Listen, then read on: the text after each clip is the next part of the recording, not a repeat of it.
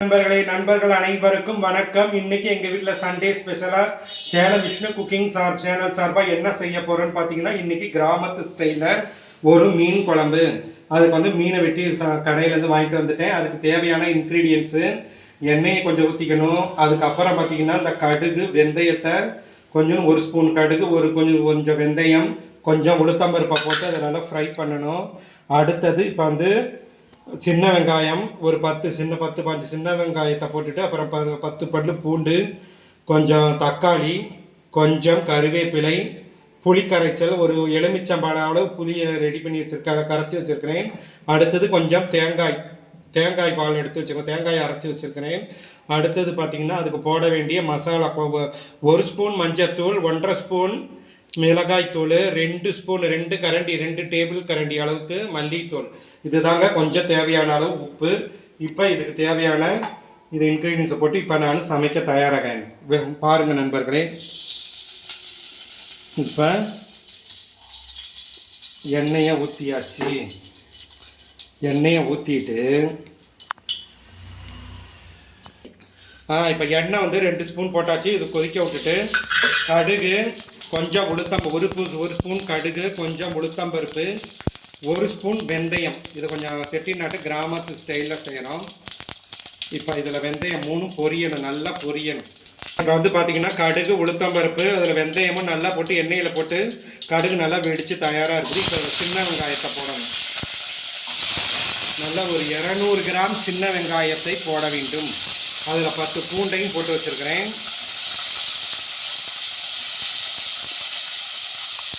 ஏன்னா இதில் அதிகமாக ஒரு 4 சின்ன தக்காளியை போட்டு இதையும் வணக்கணும். மீன் குழம்பு சுவையாக சாப்பிடணும்னா பொறுமையாக செய்யணும். அப்போ தான் அந்த டேஸ்ட் வந்து நமக்கு நல்லா இழுத்து கொடுக்கும். அவசர கதியில் எதையும் செய்யக்கூடாது. சமையலெல்லாம் ரசித்து நல்லா பொறுமையாக செய்யணும். அப்போ தான் சமையல் வந்து நல்லா ருசி கொடுக்கும். அது ஒரு மாதிரி நான்வெஜ் இதெல்லாம் கொஞ்சம் நல்லா பொறுமையாக செஞ்சால் இன்னும் கொஞ்சம் பக்குவமாகவும் செய்யணும். கருவேப்பிலை இதையும் போட்டு நல்லா கறிவேப்பிலையை போட்டு நல்லா கிண்டி விடணும். நல்லா சுண்டணும். காய்கறியெல்லாம் நல்லா சுண்டனா தான் மசாலா நல்லா திறந்து பக்குவமாக வரும். நண்பர்களே, இப்போ அடுத்தது பார்த்தீங்கன்னா இப்போ நல்லா வெங்காயமும் தக்காளி கருவேப்பிலை நல்லா வணங்கிருச்சு. அடுத்தது 1 ஸ்பூன் மஞ்சத்தூளை இதெல்லாம் போடுகிறேன். ஒரு கிண்டி இறங்கணும். மஞ்சத்தூள் போட்டால் ஒரு கிளறி இறங்கணும். அடுத்தது 1.5 ஸ்பூனு, கொஞ்சம் காரம் கம்மியாக தான், வெயில் காலமெல்லாம் காரமெல்லாம் கம்மியாக தான் எடுத்துக்கணும். அடுத்தது 1.5 ஸ்பூன் மிளகாய்த்தூள் நல்லா இதில் போட்டு வணக்கணும். இதுக்கப்புறம் பார்த்தீங்கன்னா 2 டேபிள் ஸ்பூன் அளவுக்கு பார்த்தீங்கன்னா மல்லித்தூள் எடுத்து வச்சுருக்கிறேன். இந்த இதையும் போட்டு நல்லா ஒரு கிண்டி விட்டுட்டு இப்போ இதை ஒட்டுக்கா எல்லாம் போட்டாங்க.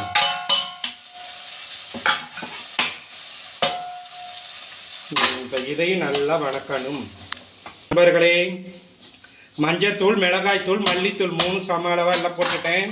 இப்போ அடுத்தது பார்த்தீங்கன்னா தேங்காயை அரைச்சி வச்சுருக்கிறேன். இந்த தேங்காயை அரைச்சி வச்சுருக்கிறேன். இதை எடுத்து இப்போ ஊற்றணும்.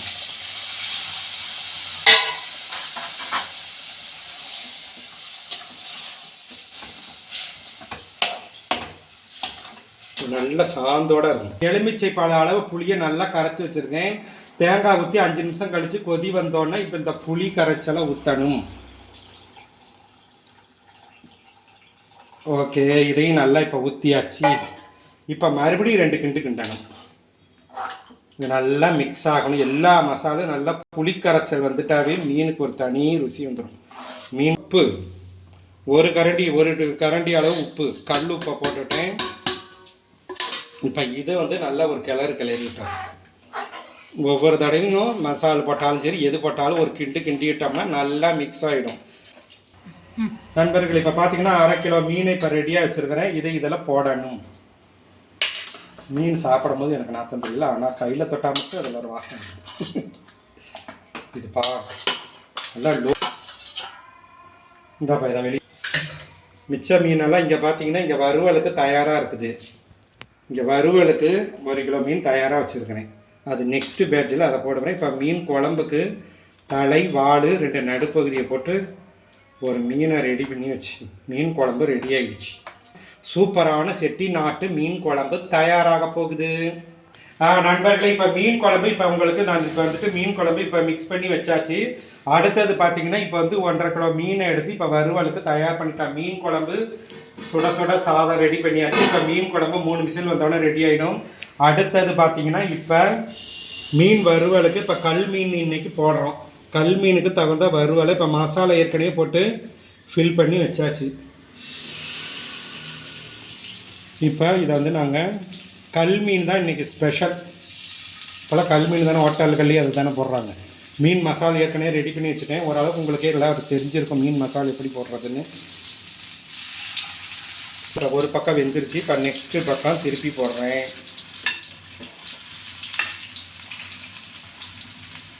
அனைத்து மீன்களும் இப்போ வேக வச்சாச்சு. நல்ல ஜிலேபி மீன், பாறை மீன் 2ஐயும் சேர்த்து போட்டு ஒரு குழம்பு வச்சுருக்கிறேன். இப்போ அது வறுவல் ரெடி ஆகிடுச்சு. சுட சுட மீன் வறுவல், வெள்ளரிசி சாதம், பொன்னி அரிசி சாதம். அடுத்தது குழம்பு, நல்ல ஒரு மீன் குழம்பு, நல்ல சுட சுட மீன் குழம்பு ரெடி ஆகிடுச்சு. நண்பர்களே பார்த்துக்கோ, இன்றைக்கி சண்டே ஸ்பெஷல் வெள்ளை அரிசி சாதம், சுட சுட நல்ல மீன் குழம்பு, நல்ல கொழுக்கல்ல நல்ல மணமான ஒரு மீன் குழம்பு. அடுத்தது மீன் வறுவல்.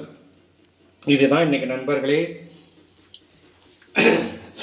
நண்பர்களே, உங்கள் வீட்டுக்கு என்ன சமையல்னு சொல்லுங்கள். இன்றைக்கி இங்கே நம்ம வீட்டில் இன்றைக்கி சேலம் விஷ்ணு குக்கிங் சார்பாக மீன் குழம்பு மீன் வறுவலும் செஞ்சுருக்கிறோம். நீத்த நெல்லுச்சோறு நெய் மணக்கும் கத்திரிக்காய், நேத்து வச்ச மீன் குழம்பு என்ன இழுக்குதையா, நெஞ்சுக்குள்ள அந்த நினப்பு இன்னும் இருக்குதையா. நேத்து வச்ச மீன் குழம்பு இல்லை, இன்னைக்கு வச்ச மீன் குழம்பு மீன் வறுவல். ஓகே நண்பர்களே, வெல் டன்.